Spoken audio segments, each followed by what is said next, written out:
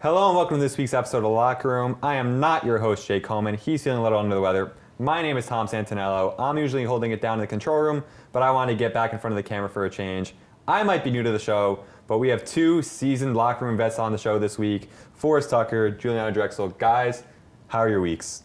My week was great, Tom, but I really loved that Jacksonville Jaguars game last night. Very entertaining, honestly. My week was pretty good, too. It was a little long, but having to watch the game, that was pretty awesome, too. Right, I know we had Minshew Mania in Jacksonville. Gardner Minshew, backup quarterback. Jags got that win last night, but he was not the story of the game afterwards. Jalen Ramsey demanded a trade earlier this week. Steve Young said it last week. The NFL is kind of becoming the NBA. What are you guys thinking about that? Forrest, I will start with you. Well, I'm not going to go as far as Steve Young and say the NFL has become the NBA. I think that this deal with players wanting to trade out of situations makes the league more entertaining. One, because of the headlines, and two, because with the NBA, you saw this offseason, so many moves around the league. And for me personally, I'm very excited to watch the NBA now because of all these new combinations of players on teams. So Jalen Ramsey could go to a team, and I'm not going to name one. I don't really have a thought of it. But he could go to a team and team up with someone, and they could be prolific as a cornerback pairing or as a defense as a whole. So I'm optimistic that this is going to bode well for the league. Okay. Yeah, I would agree with that. I think it's kind of awesome seeing more power to the players in a way where it's not just like the team itself deciding who gets to go where and who or when they do.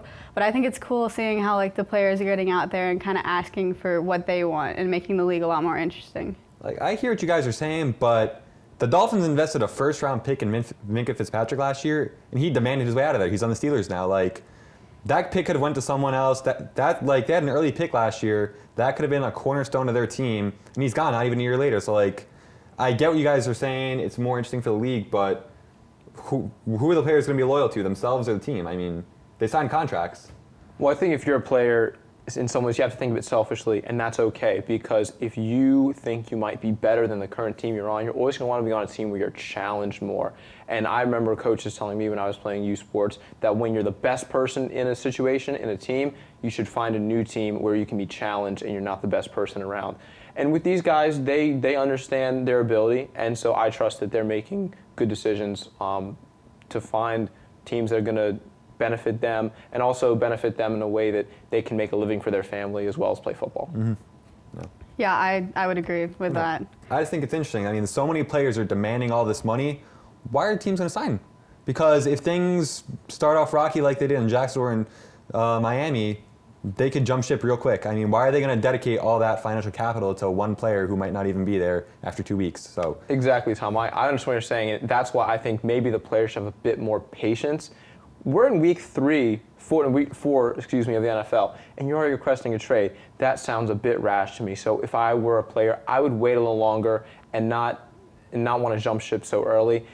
Mid-season, things are not going well, and you really don't like the locker room, you really don't like the coach, then ask for a trade. But these guys, we're not these guys. We're not professional athletes, so I don't like to speak for them too much. Right. I know. I hear you. I mean, but Jalen Ramsey was a long time coming. There's always been drama with him in Jacksonville, though. Of course, yes. So I think that whenever they split up, it'll probably be best for both parties. But like you're saying, we're in week 3 of the NFL season. They're just getting kicked off. The MLB season, they're kind of wrapping up. Of course, postseason's right around the corner. October baseball, we all love it. So let's just talk about that. Juliana, who surprised you the most this baseball season? Honestly, I think that the Twins surprised me a lot this season just because I believe that I didn't see them as contenders as they are right now. I know that they have a pretty good team, but I did not think that they would be competing for one of the top spots. Not exactly the top, but in their conference. Mm-hmm. Forrest? I'm going to agree with Juliana. The Twins surprised me. I did not think that they were going to be a 3 seed at all. But interesting stat here, they're the first team to have 30 home run hitters, and I think that's really great for them. They're going to have a lot of firepower. Can they get past the Yankees and other teams on that side of the bracket? I don't know. Mm-hmm. I mean, I agree with both of you. I'm going to go on the flip end of that. The most surprising team in baseball this year is the Red Sox. The Red Sox came in. They obviously had one of the best seasons in MLB history last year. They're not that this year. No. The Red Sox let a lot of fans down. They stunk up the joint, yeah. Easily, in my opinion, the most disappointing team in the MLB this year. I mean, so it's just interesting to see how that all played out. But let's not dwell on the negatives too much. Forrest, who's winning the World Series this year? I think Atlanta Braves are going to win the World Series this year. I'm not saying that because we're in the South, Tom, and I'm not saying that because all the Braves fans are around campus talking to me. I think that the young talent they have with Ozzy Albies, Okuna, and the other players surrounding them, Dallas Keuchel, to mention him, is a great pitcher.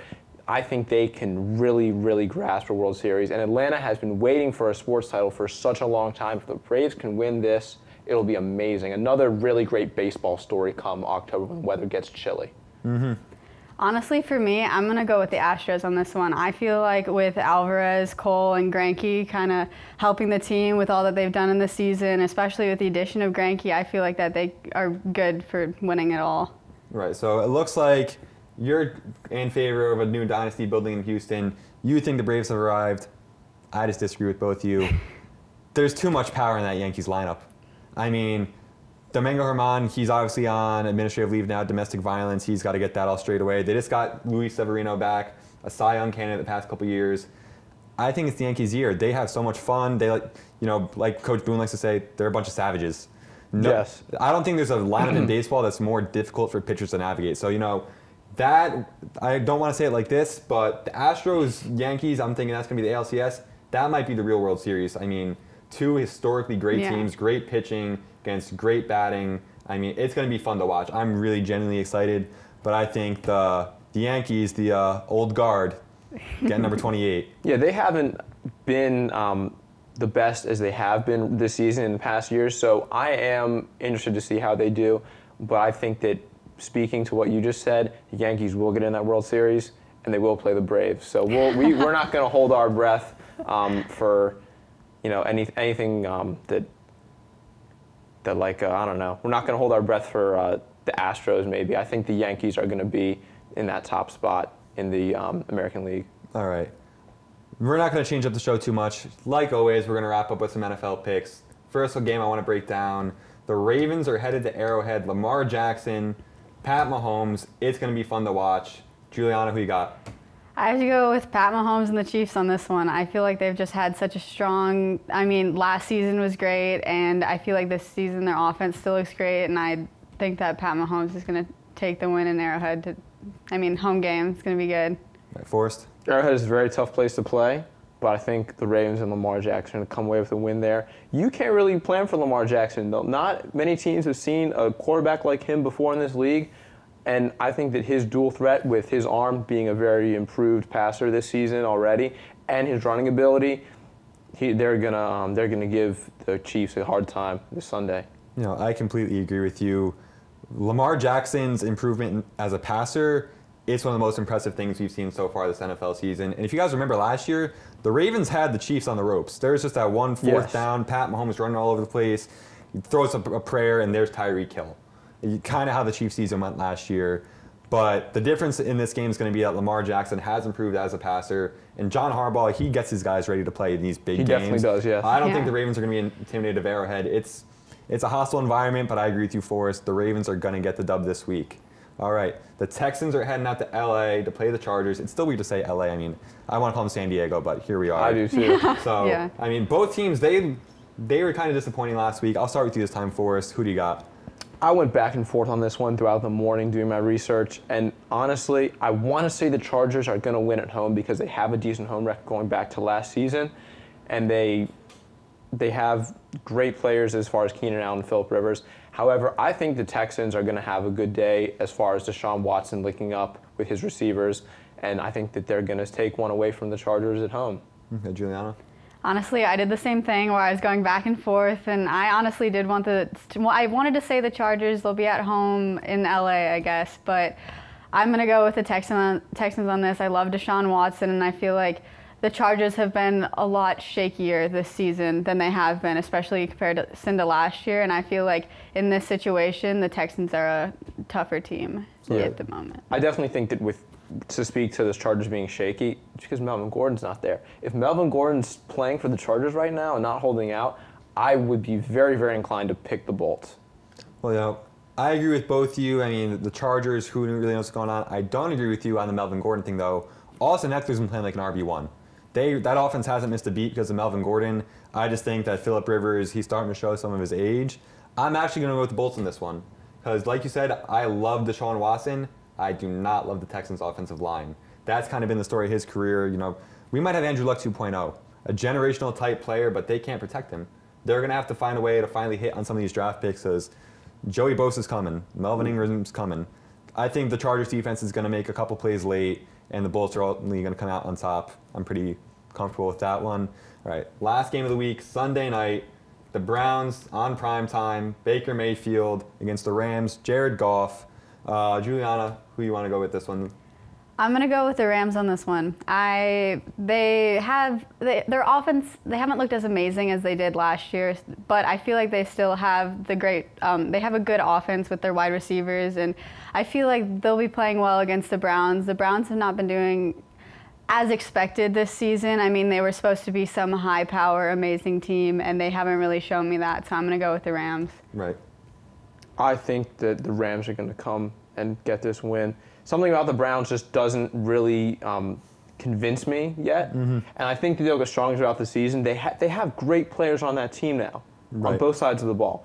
So I think that the Browns will probably take this loss and learn a lot from it, just like the other ones that they've had. But guys like Jared Goff and Aaron Donald, they're going to lead the Rams, and they're going to get that win on Sunday night. Right, so for the first time, across the board, we got a consensus. I'm going with the Rams. I think, like a lot of people, I'm waiting for Baker Mayfield to deliver on all the offseason talk. Drafted him pretty high in fantasy, so I need him to take it up for me. But, you know, Aaron Donald, he's a menace. The Browns' offensive line is the worst it's been in a couple years. As much as John Dorsey's done a great job building that roster, they're not ready for this yet. And I really do think the storyline is going to be after the game, not that the Browns lost or that the Rams won. The talk all offseason was, how are the Browns going to handle adversity with all those big personalities? We're going to find out pretty early. You know, first-year coach Freddie Kitchens, how does he handle that locker room? How does he rally the troops? I mean... The Browns might be the most interesting story in football this whole season, team-wise. So I think that if they, you know, with Baker, can Baker even be the leader that he wants to be with this team, with all those personalities? Because he's a big guy, personality-wise himself. So it's going to be really interesting to see how these Browns turn out come December, January. Right. Any last thoughts? No, basically that. It's just going to be interesting how the Browns kind of react to everything that's been going on with all of their different personalities on their team. It'll be something to watch, that's for sure. It'll certainly be a sight to see. Well, guys, thank you so much for coming on this week. I really appreciate you playing around with all the funkiness we got going on with Jake being sick. Guys, tune in next week. Jake, rest up. We need you, buddy. We'll see you next week.